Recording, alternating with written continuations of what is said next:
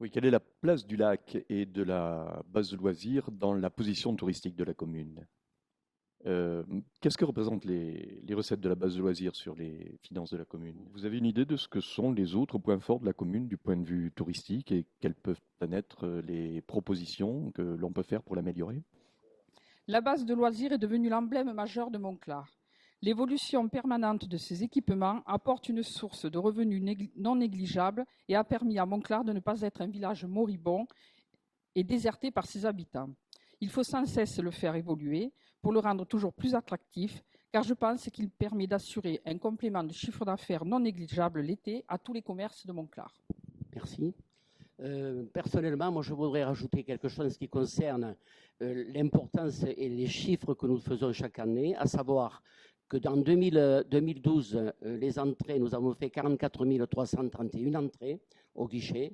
2013, nous avons fait 50 775 entrées. Ça fait un nombre important et des recettes importantes que nous rentrons bien sûr à la commune par le biais de notre percepteur et qui représente environ à peu près 50% des recettes des produits domaniaux de toute la commune. Ça veut dire que ça englobe à l'intérieur les loyers, les locations de salles, etc. Donc c'est quand même une manne importante pour notre commune. Ensuite, il est certain que l'importance de notre base pour accueillir tous les touristes, il faut avoir de l'hébergement. Et il se trouve que notre base de loisirs comporte les chalets communaux, c'est-à-dire les chalets plein sud. Ensuite, nous avons les logements alizés et les garenettes, communaux toujours. Ensuite, nous avons bien entendu les hameaux des lacs, 113 chalets, qui sont dans l'enceinte de la base de loisirs. Et ensuite, nous avons aussi des privés, les gîtes qui sont des privés, qui sont autour de Montclar.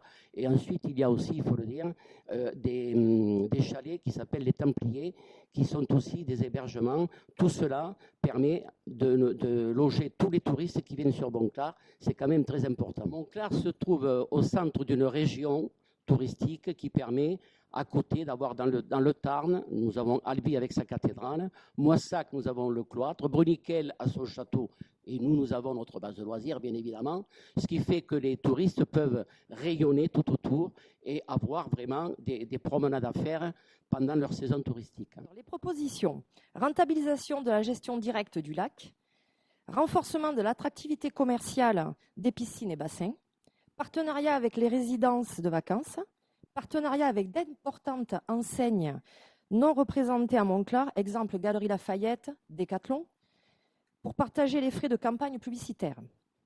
Amélioration constante de la mise en paysage de la zone ludique et création d'une zone d'accueil pour les tout-petits, club des tout-petits, style Club Mickey.